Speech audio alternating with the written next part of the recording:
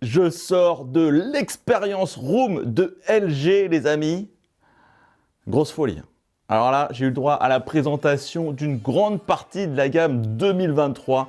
Mais surtout, vous savez, le G3 équipé de la nouvelle dalle Meta avec les micro-lentilles, tout ça. Je crois que j'ai jamais vu une évolution aussi importante d'une année à l'autre. C'est violent.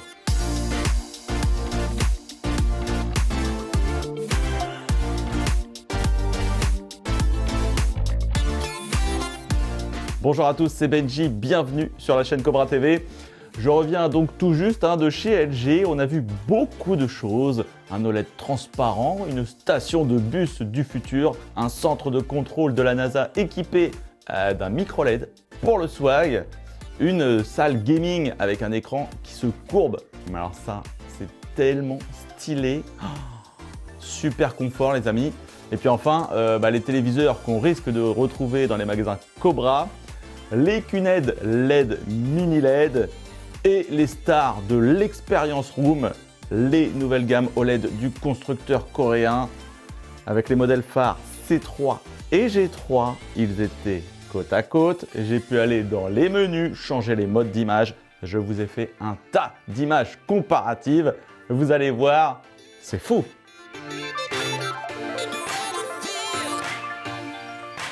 Avant d'envoyer le comparatif, je vous fais le petit point quand même sur la gamme OLED et les petites nouveautés embarquées. La gamme compte maintenant 3 références. Vous avez un entrée de gamme, le B3, puis ce sera le C3 et enfin le haut de gamme G3.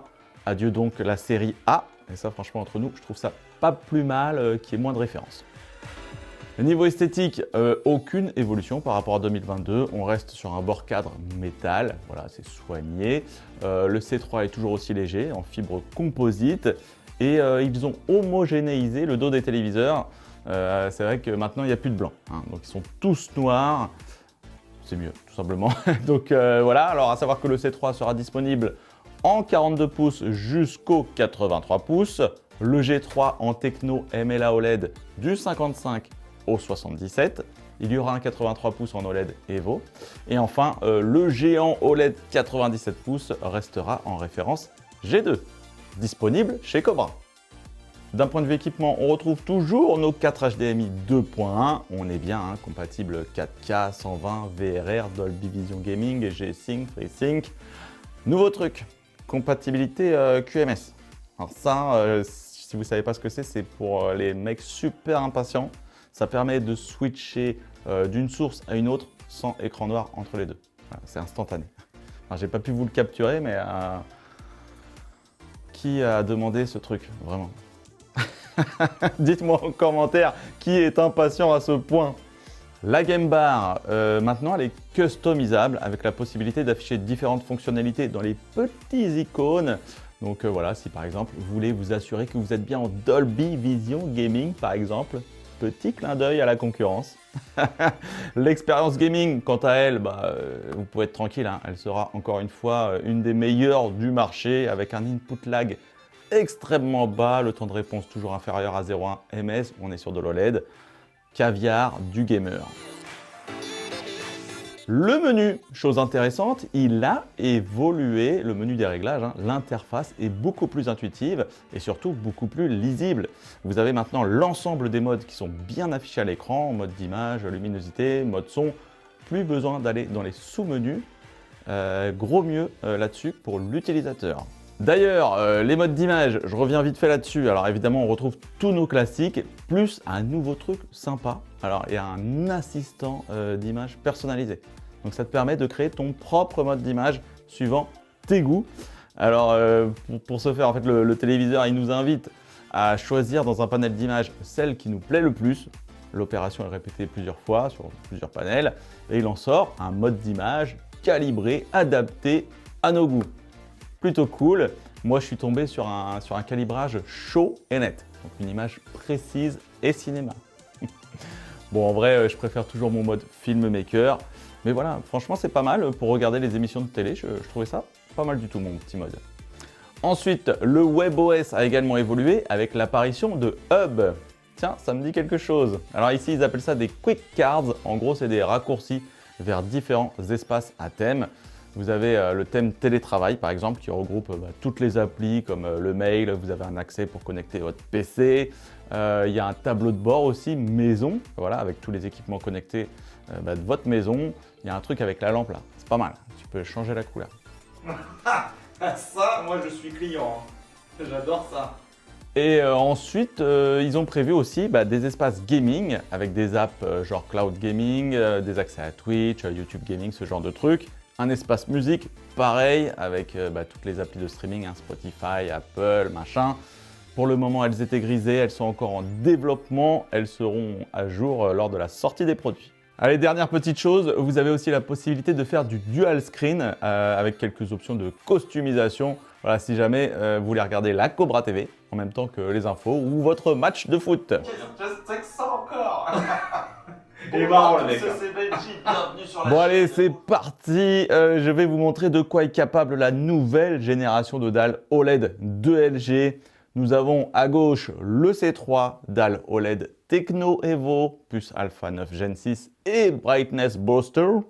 Et à droite, c'est le G3, nouvelle génération de dalles avec tout un concentré de technologie pour monter la luminosité au max, tout faire péter.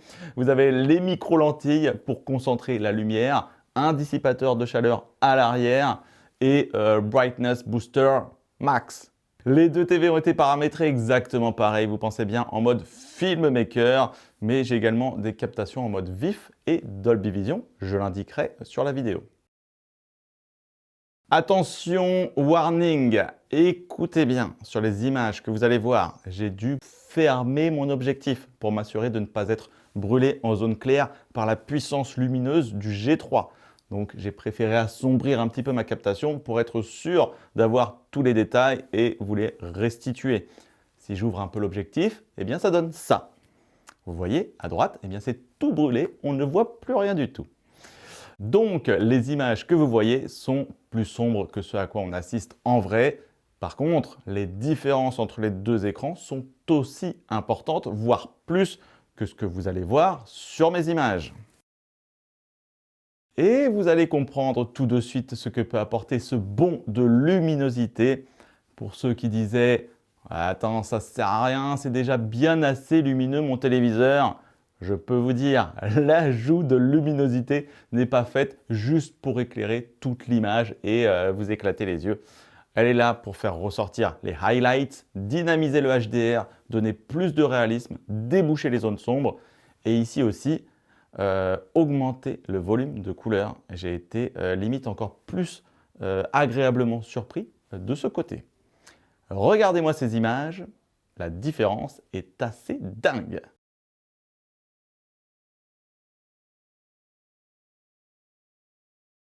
Allez, je vais faire quelques petites pauses. Regardez-moi ce pain. Tout le monde a déjà vu du pain et un petit peu la couleur du pain dans sa tête. En plus de gagner en volume et en relief, eh bien, vous pouvez voir sur le modèle G3 un pain plus réaliste en termes de teinte, plus appétissant. Il y a une image que j'adore aussi. Pour illustrer mon propos, vous allez tout de suite comprendre. Regardez là, c'est une vue aérienne d'un canoë en pleine mer. Alors si l'ensemble de l'image semble juste un peu plus lumineuse, c'est pas non plus délirant. Regardez le soleil qui vient se refléter en haut de l'écran. Comment il gagne en intensité et en réalisme en comparaison du C3 qui affiche quelque chose de plus terne, moins immersif du coup. Voilà, la luminosité ne va pas s'exprimer partout de la même façon. Elle sera surtout utile sur des petits détails pour améliorer le réalisme et la profondeur. Alors pour ceux qui vont me dire, penser, oui mais par rapport au G2, c'est vrai, c'est pertinent. Alors à titre comparatif, j'avais capté des images entre le C2 et le G2 l'année dernière, une vidéo que malheureusement je n'avais pas eu le temps de monter. Donc je vous montre les captures que j'avais faites et vous allez vous apercevoir que la différence, même si elle est visible, n'est pas aussi flagrante que ce qu'on peut apercevoir entre le C3 et le G3. Alors j'imagine évidemment que le G2 à côté du G3 n'offrira pas ce même gap qu'on a là, mais je pense qu'il sera bien réel quand même. Aujourd'hui, on n'a aucune mesure, mais on peut d'ores et déjà tabler que le C3 est possiblement un peu plus lumineux que le C2. Allez, on va dire pareil. Okay, on avait mesuré 820 nits avec DxOMark et 1035 nits sur le G2, mesure faite en mode filmmaker. Personnellement, je ne serais pas surpris de voir le G3 atteindre 1300 nits en filmmaker, peut-être plus. On verra bien. Test approfondi bientôt sur la Cobra TV. En tout cas, je vous le dis, hein, on est face à une évolution majeure de la techno OLED. Je ne m'attendais pas à voir ça cette année, pour être honnête. On gagne, oui, donc comme je vous l'ai dit, en luminosité, mais aussi en volume de couleur, en contraste, en profondeur. C'est dingue, hein. Je vous ai aussi capté un petit contenu Dolby Vision sur le Seigneur des Anneaux de Prime Video. Regardez la statue, les arrière-plans, voilà, la luminosité. Et ben voilà, elle offre plus de profondeur, plus de relief, de contraste, de lisibilité à la scène. Je suis convaincu. Ah oui, j'allais presque oublier, les angles de vision sont aussi réellement améliorés grâce à cette technologie MLA. Le comparatif donne vraiment l'avantage au G3. Bon, voilà pour la partie image. Côté son, on a noté quand même des petites choses intéressantes. Apparition du Wow Orchestra qui fait fonctionner le téléviseur avec la barre de son. Jamais vu ça. C'est nouveau, non? Bon, franchement, entre nous, c'est très bien qu'il le fasse. Ça permet toujours de replacer un petit peu le son au niveau du téléviseur pour les voix, pour l'ambiance. Ça aide à l'immersion. Et je crois aussi que ce sera possible sur les modèles précédents des années 2021-2022 via des mises à jour à se faire confirmer quand même.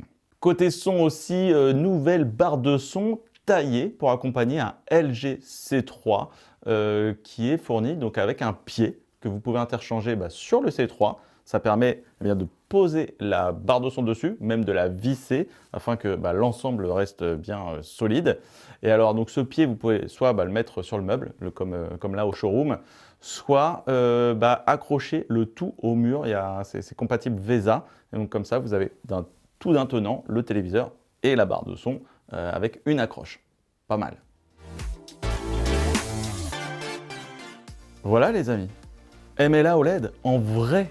Alors, ça fait plaisir, hein. Non, vraiment, personnellement, je suis super content d'avoir vu ça, de vous montrer aussi ce genre de contenu, parce que voilà, les technos évoluent et ça fait plaisir. Donc oui, on n'est pas juste sur de la luminosité en plus, c'est toute l'image qui est embellie, les couleurs qui sont boostées, le volume de couleurs plus complet. On est vraiment très bien, les contrastes, tout est mieux dessiné. Franchement, j'ai été vraiment très impressionné. Alors, donc c'est top, c'est top, c'est top. J'ai pas parlé des prix. Alors, il y a eu un petit price elevation. Je vais pas vous citer tous les prix, je vous les mets tous en top commentaire. Voilà, donc vous allez voir, effectivement, on a pris un petit peu... mais c'est les prix de lancement, toujours. Hein, voilà. Bon voilà, écoutez, j'espère que ce contenu vous aura plu. À savoir que moi en ce moment, je découvre toutes les nouvelles gammes de téléviseurs. Je prends claque sur claque. Je suis également allé chez Samsung pour découvrir toute leur gamme 2023. Le nouveau QD OLED, c'est également une belle dinguerie. Et gros bonus les amis, j'y suis allé accompagné de DxOMark. On a les premières mesures sur la nouvelle génération de QD OLED. Bon, QD OLED prototype. Ça arrive très bientôt sur la chaîne, donc on s'abonne. C'était Benji et je vous dis donc à très bientôt.